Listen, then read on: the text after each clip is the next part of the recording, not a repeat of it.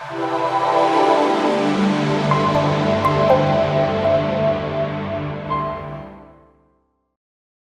morning.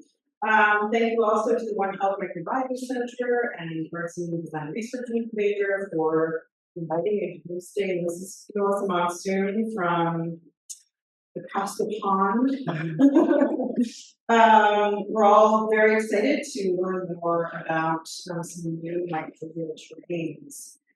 About a year ago, Yonat Zor, one of our research collaborators, suggested that my colleague Kristen Mill and I reach out to Mellissa Monsoon to explore the intricacies of molding agar and molding vaginal microbiota communities as part of our Ex Zero project about reproductive futures.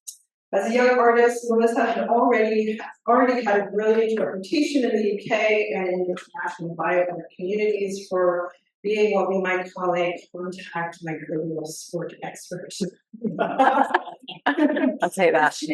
I recently created a life-size agar sculpture and seeded it with skin microbiota alongside broad-spectrum antibiotics.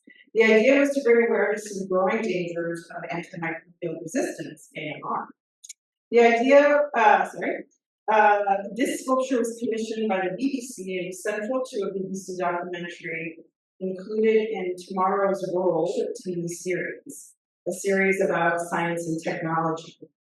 Monsoon has also been commissioned by the Eden Project in the UK and the Institute of Microbiology in Chuva, I'm not sure if I'm saying that right, to showcase her project of microbial meat for a 2-year exhibition called Invisible, The Hidden Life of Microbes, exhibited at the Musée de la Manne in Lucerne, Switzerland.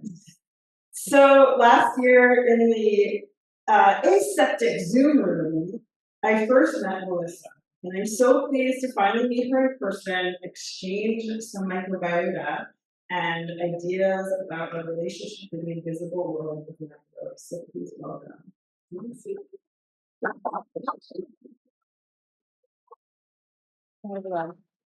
Everyone can hear me okay?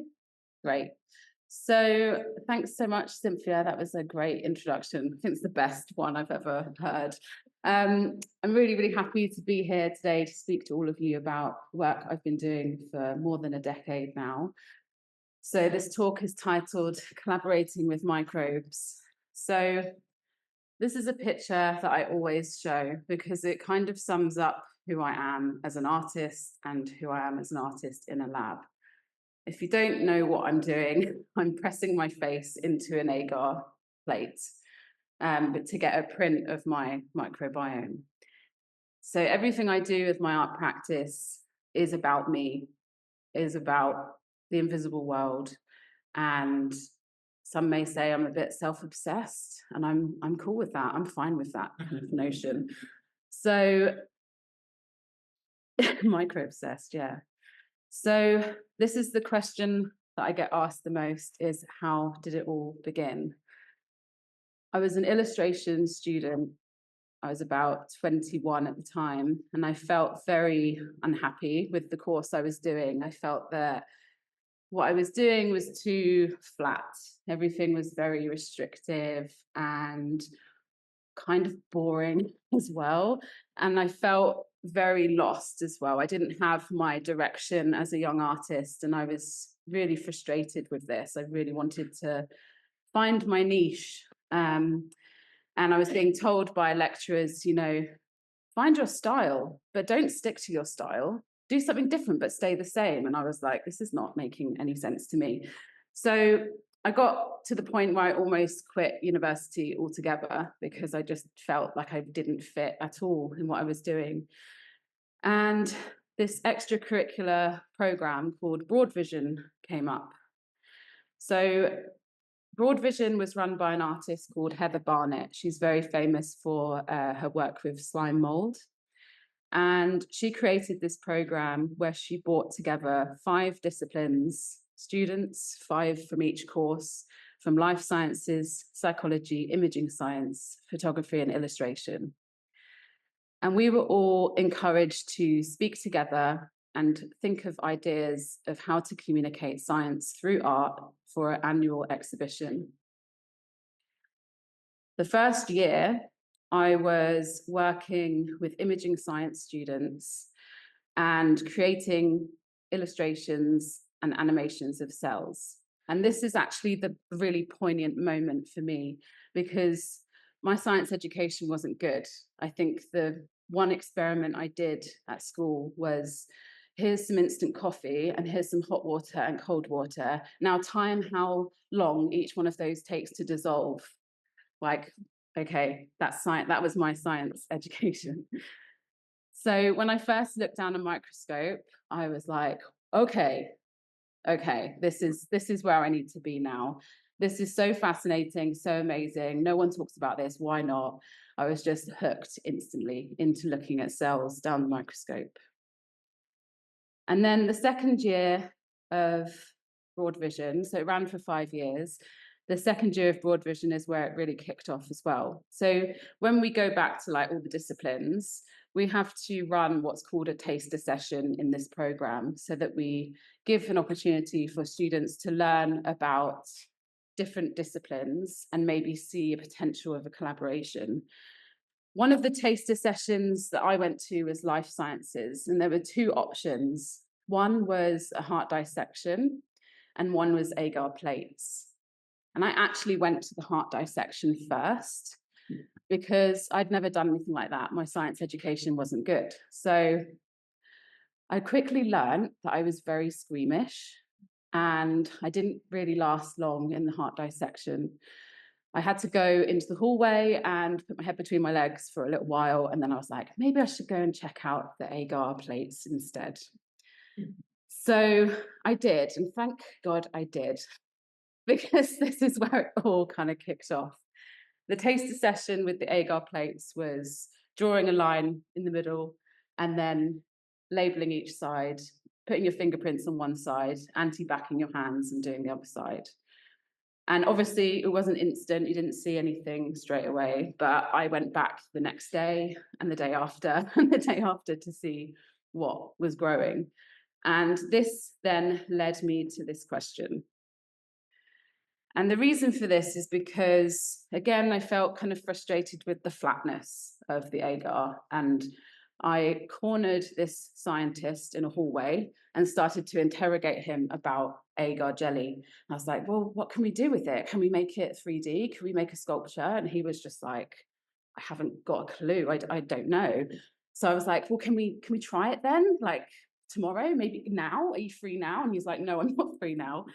But we did. So something that I love working with scientists, something about working with scientists is that I'm very like, as an artist, I will just go for it. I'm like, right, I've got this idea. I'm just going to try it out. But with scientists, it's like, I'm going to test this first on a small scale and see if it's worth doing the bigger experiment. So Mark Clements, he's been my collaborator since the beginning of my time with art and science. He created these jelly molds. He brought them in to see, because we had no idea whether agar jelly would actually keep its form. It was all like new, no one had done it before. It was very like, because it's made of predominantly water, we thought it would just kind of evaporate or just break apart. But this was after a month of growth.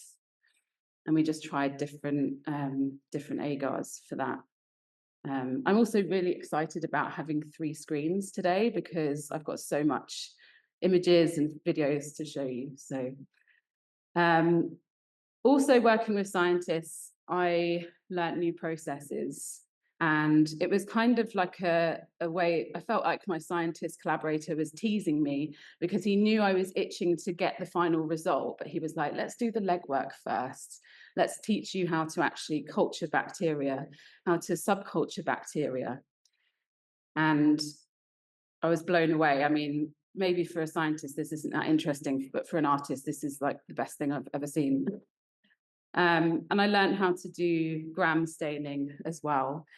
And what I like about gram staining is the actual process and being able to identify bacteria through their color as well.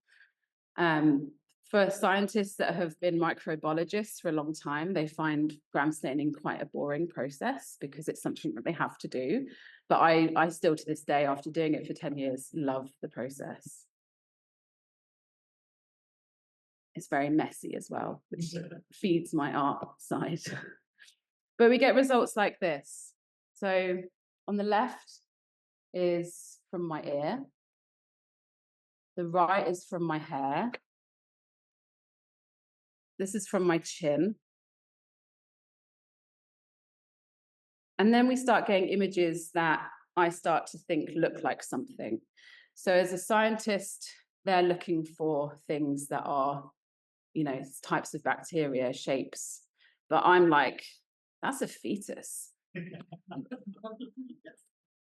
And my collaborator was going, I didn't see that straight away. And then we have these like really nice interactions together where we're seeing completely different things, which makes us kind of different, but kind of the same as well. So when I started Microbial Me, it was actually on Broad Vision. So we had a year called Data, Truth and Beauty, and I wanted to find and show the beauty of bacteria.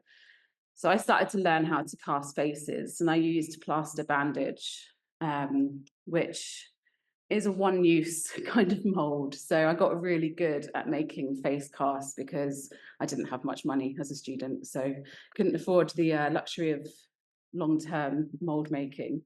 So every single one was unique because it was a one use. As soon as you poured the agar in, let it set, you had to just destroy the mold. But then we got these first molds that we first exhibited back in 2012. We tried different agars out. We tried different, so in the middle is a male face. And we just kind of wanted to see what would happen. We had an exhibition for about a week, and I went in, it was called, called Microbial Portraits, very literal back then.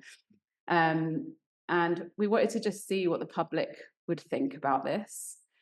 And I can't actually describe the response. It was so like phenomenal how people were responding to it, and also a bit shocking. So I had like science students there trying to identify the bacteria, but I also had the public saying to me, oh, I didn't know you had bacteria on your face. And I was like, really?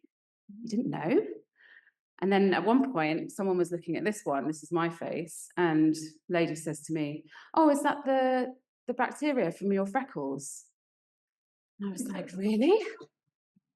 People like, and there kept on being these kind of, these obvious like misinformation people had about bacteria. They only knew it as something bad.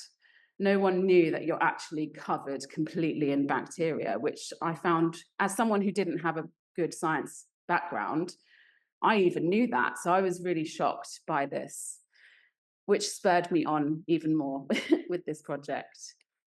So I put this quote in, and I'll read it to you. So, containing microbes during an exhibition. That's actually a story I would tell first, because it's quite difficult to show living organisms, especially when you're trying to contain them. Sometimes it doesn't work.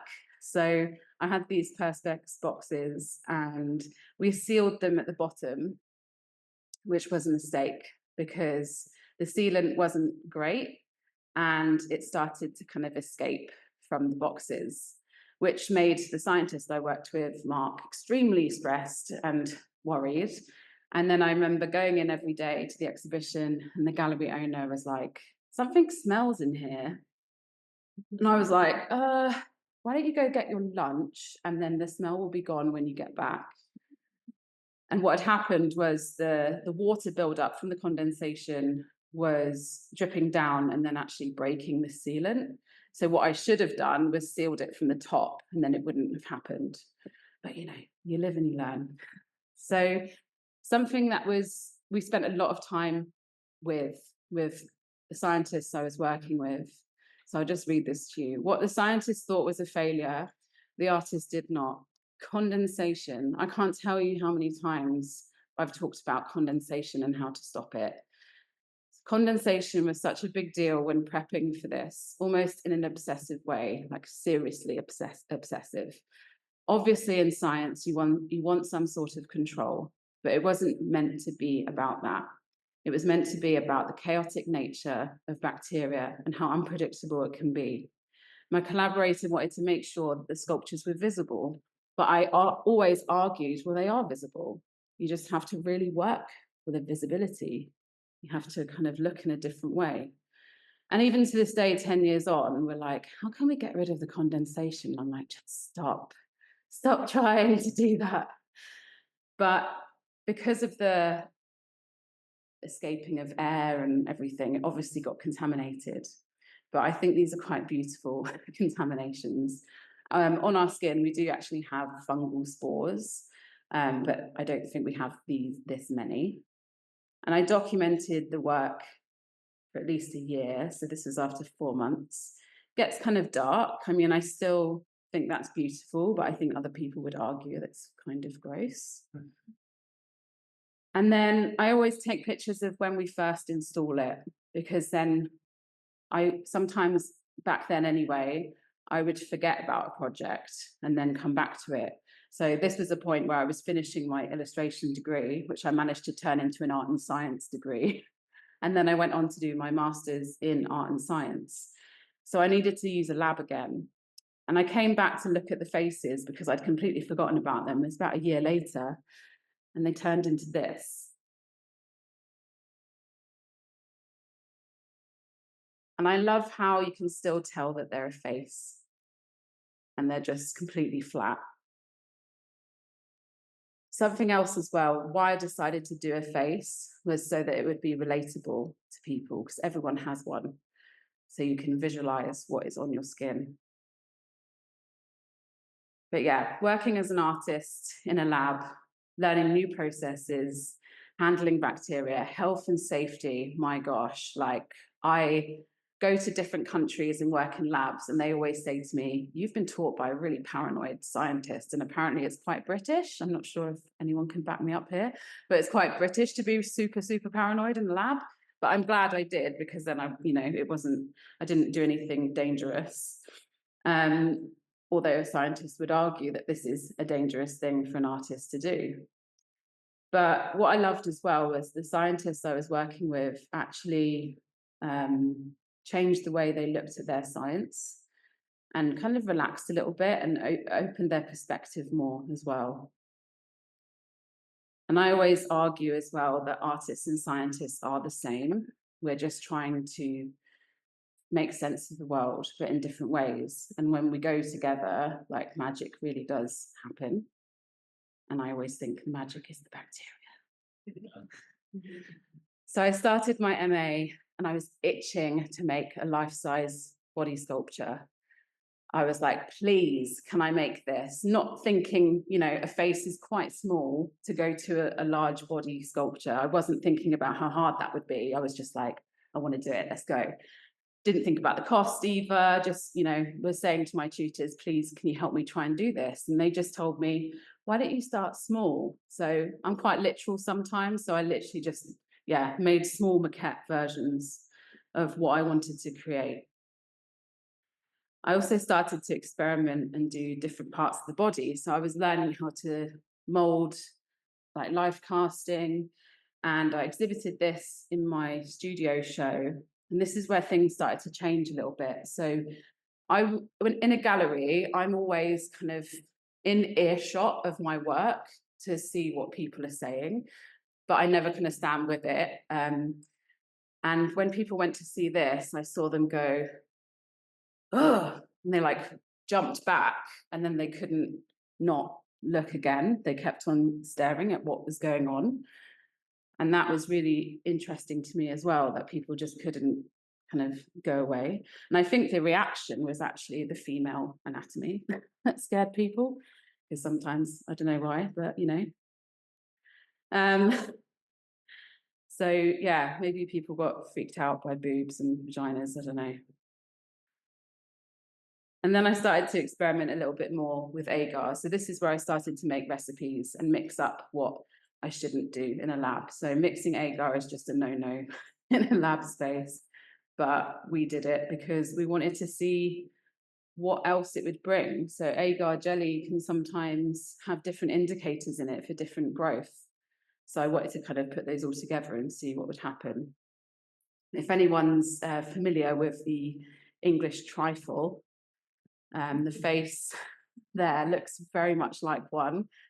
And I found out with this as well that agar, so if you put a layer and then let it set and then pour another layer on top, you think that would fuse, right?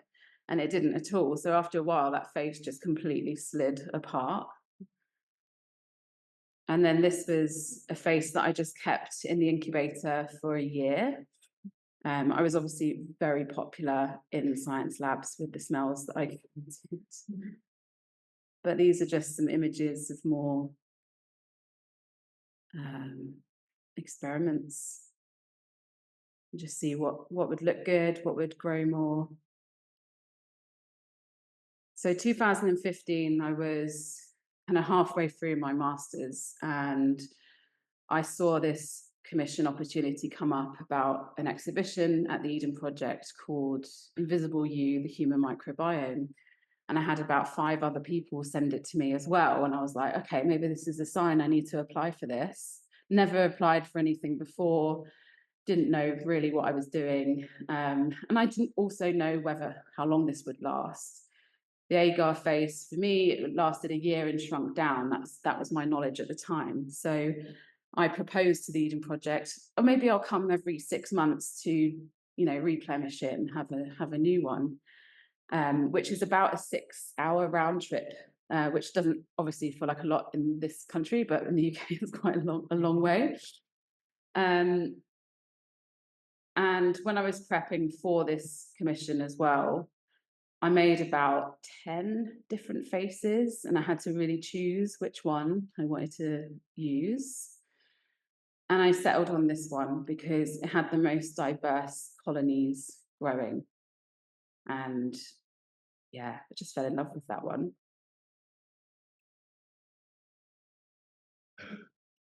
So longevity. Agar actually lasts way longer than I thought. So the one on the left is 3 days, and then the one on the right is 3 years. At this point, I hadn't had to go back to replenish it. They just said, no, everything's fine, all looks good, all working fine. I was like, wow, okay, great. So this is a recent one of 9.5 years. So this actually turns 10 next month. And I'm still like shocked when I say that, because I just didn't anticipate an agar sculpture like this would actually last that long. And what's happened with it is it's in a glass dome, and it's really sealed this time. I learnt my lessons that time. And the bacteria does stop growing. So you can kind of see in the 3 years one, it's quite similar to this one. I think just a few more yellow splodges on the face. But yeah, it just shrinks as well, the water, I think, but it becomes its own ecosystem. So it feeds back into itself, which I think, I'm not saying this is fact, but that's what I'm thinking has happened here. Because if there was any air in it, it would have flattened down like the ones I showed you earlier. Yeah, some people think that's horrible. I think that's amazing. Another new process I learnt in art as well was actually time-lapse film. So if it was down to me, I would actually sit in a lab and watch one of the sculptures grow, but obviously it's not possible to do that. So I set up a camera and I started to film, and I've got a video that I'm going to show you. I think that's sound.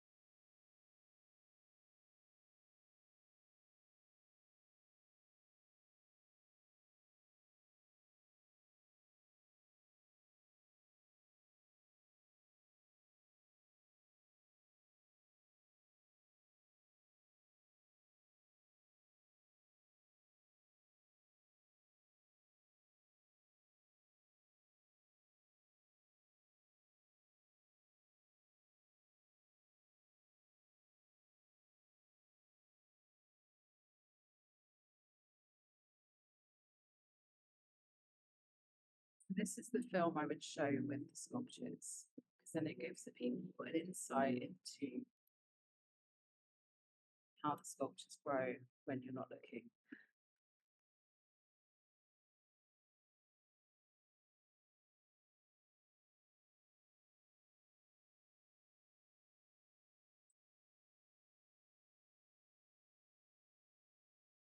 This is one of my favorite faces as well, because it was the first recipe that I got together. Oh, thanks. Ooh.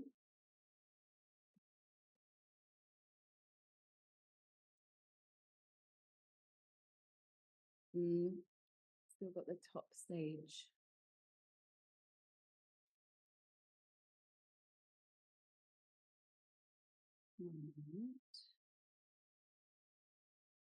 Okay. So this sculpture kind of inspired the recipes that I started to develop, as well as illustrations as well. Even though I hated my illustration degree, it actually gave me a lot. And it's something I always start with. Every art project starts with drawing.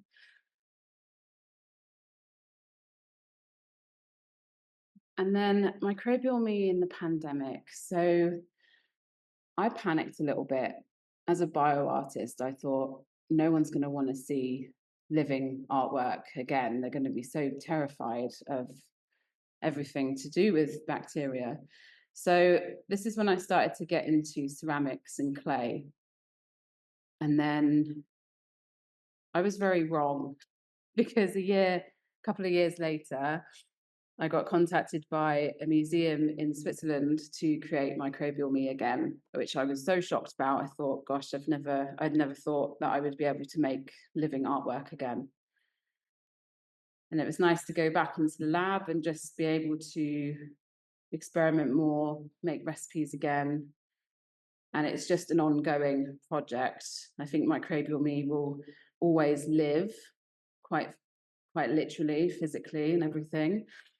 And we took it one step further in Switzerland. So I didn't know at this point that my collaborator was very concerned about what we were growing on the sculptures. But for me, I was like, well, obviously we're growing my skin bacteria, aren't we?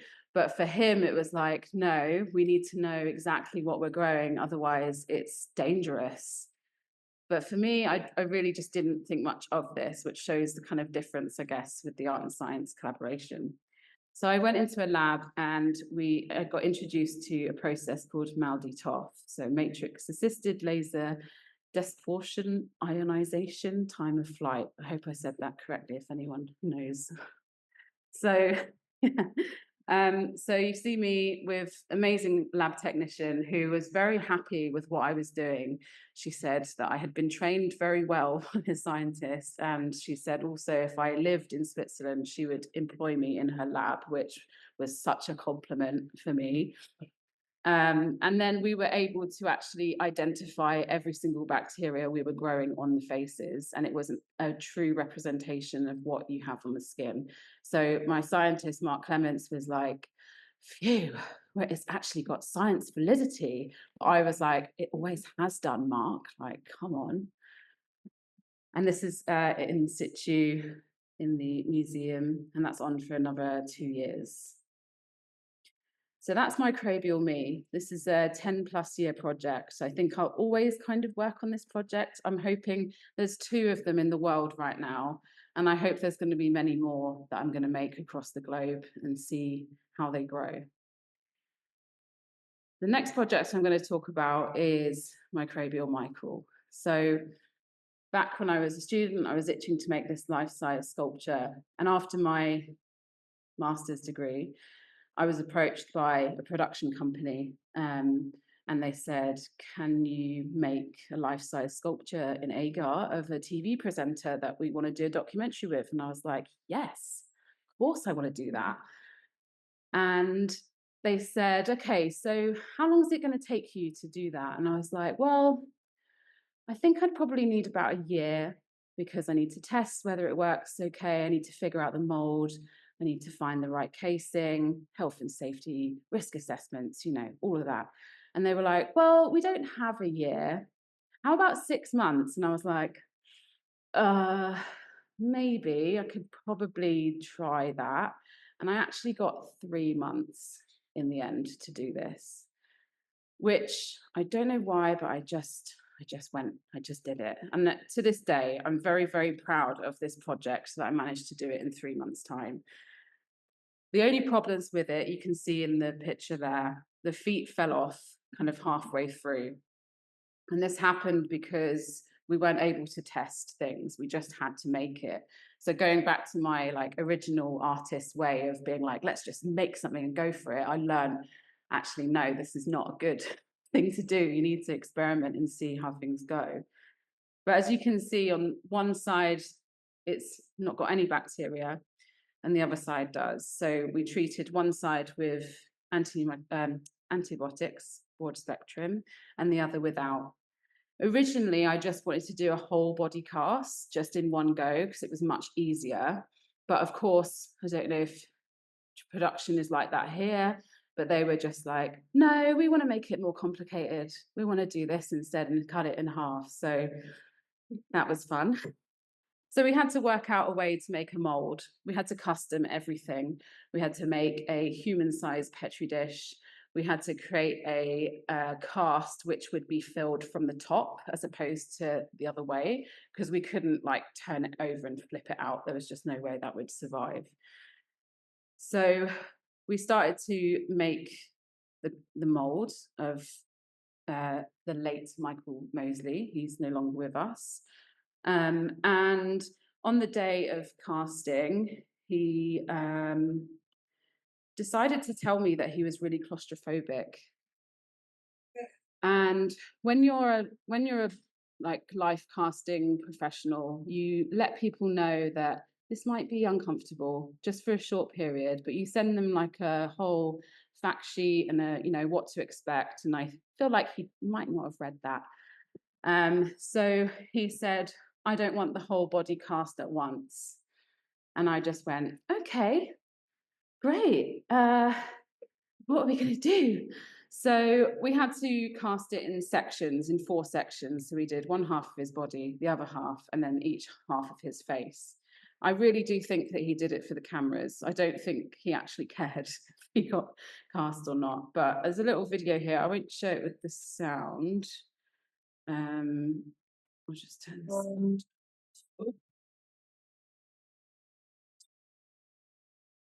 I turn the sound off here, but let's stop the Zoom. I'll just play the sound and down a bit. So the casting process was my favorite part, really. I'll skip through this video a little bit because it's quite a long video. So yeah, we had to do kind of half and then half his face. And then we had to Frankenstein body together. This, we had to cram this in about 2 weeks. So you can see us kind of fettling together and assembling figure as well. For the silicone. With live casting or any kind of mold making, you kind of have to work in reverse. So we were prepping this, but also we had to do the Petri dish base. So we made a custom human-sized Petri dish. So we also had to transport this as well. Transporting jelly is quite tricky.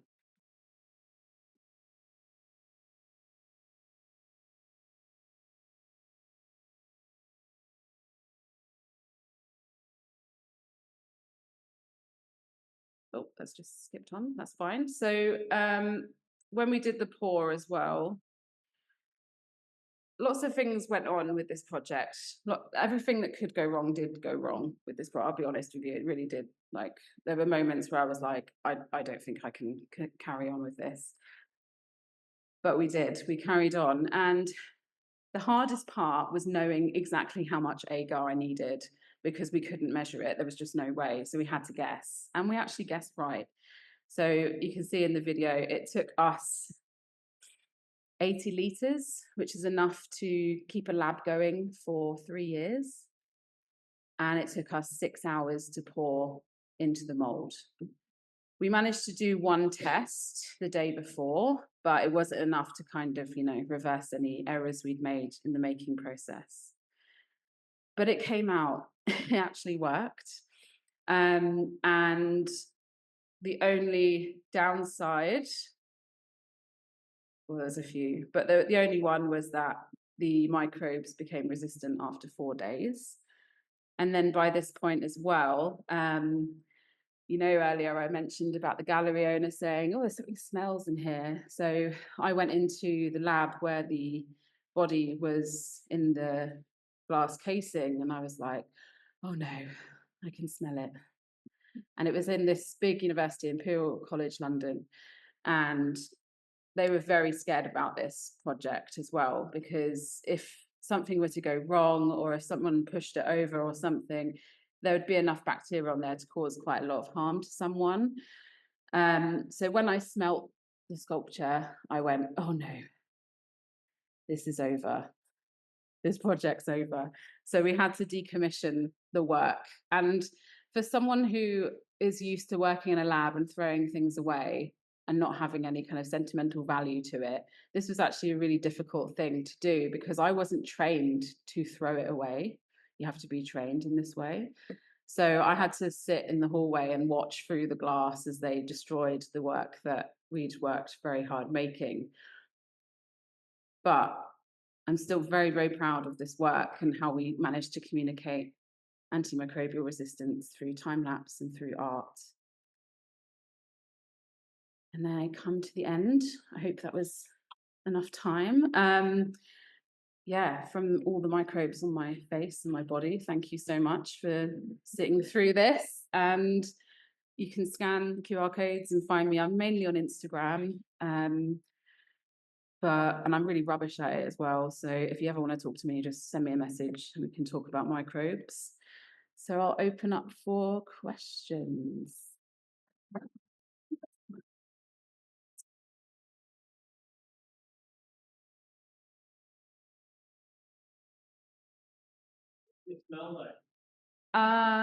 So if you've ever been to Margate in the UK, they have by the beach, they get clogged drains where the seaweed gets stuck. And in the summer, they rot. So it kind of smells like that. It's rotting seaweed. So agar is seaweed based. I've kind of got used to the smell, but sometimes it is like, it's not great. We can traditionally take our first question from the trainees. So, are there any trainees with a question?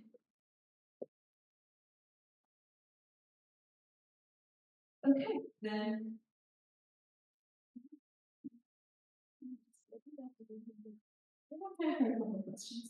Okay. Yep.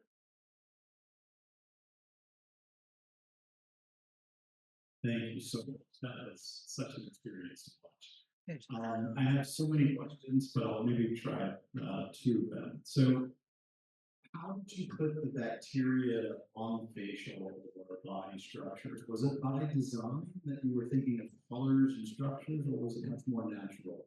That's kind of an important thing I should have mentioned. Sorry about that. So I actually just swabbed. I was very particular about, doing this cheek, transferring it straight away, and then doing that cheek. And so swabbing was my thing. Because it almost seemed like there was a design in some of that.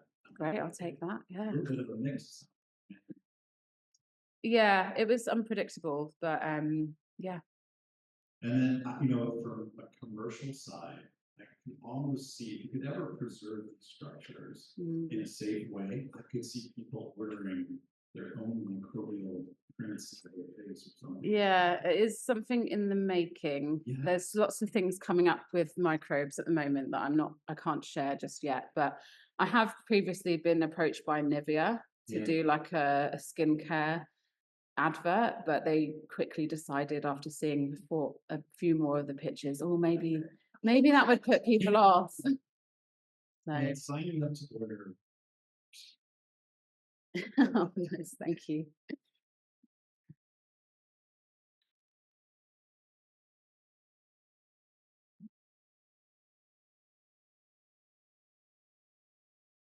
Thank you for so much. Good. I like to sort of thought about the art applications, even though I didn't. I'm wondering about the problem of the antibiotic resistance. So did I understand correctly that half of that man was treated with broad spectrum? Yeah. And how shocking is it they developed resistance in 4 days? I don't know how to answer that exactly, but everyone around me who was a scientist was quite shocked and fascinated as well. But I couldn't tell you why. I don't know the longevity of microbial resistance. It's not something I've gone into as an artist. It was just through that commission to learn it that way. Thank you. I bet one of our Microbes scientists. Yeah, probably. I usually do talks with a scientist, so I'm always looking at him when I don't know the answer. Okay, I've been very into this question, but I had a question about, so I think you probably know that most of your microbes are actually inside your body. You have 10 times more microbes than your own cell inside your body, most of them are in your colon. So I was wondering if you are thinking about exploring this type of microbiome, the inside and the outside, and how. Yeah, so I was talking about this earlier. I've been doing other projects where I swallowed a pill camera to follow like the inside of my body, but it's just not, I kind of do projects that happen organically, and I feel like it's something that will evolve eventually. So I'm very interested in the gut and the brain connection as well, but the time will come to do that. We have time for one more question. I'm really curious about, so you've been working with scientists, you're an artist. You've mentioned a couple of things that you noticed that were different, like being able to throw away things is something that scientists apparently can do, except for our data. Yeah. Or calcium-free projects, but that's another thing. But what are some of the differences in the process of exploration of truths in science versus exploration of your truth through your art? I guess art that way is very subjective.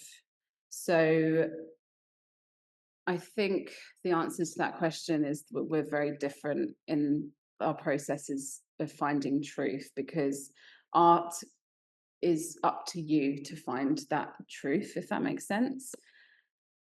So I think that's answered that.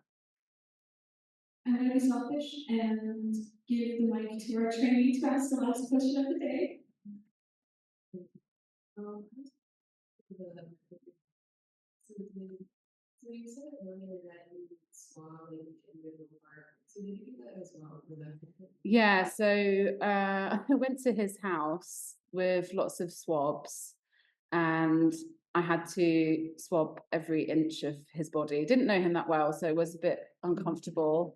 But he did offer us some tea, so I guess that was, broke the ice a bit. But yeah, I swabbed absolutely every crevice and nook and cranny you can find. So yeah. Thanks. I want to thank you very much. Thank you so much.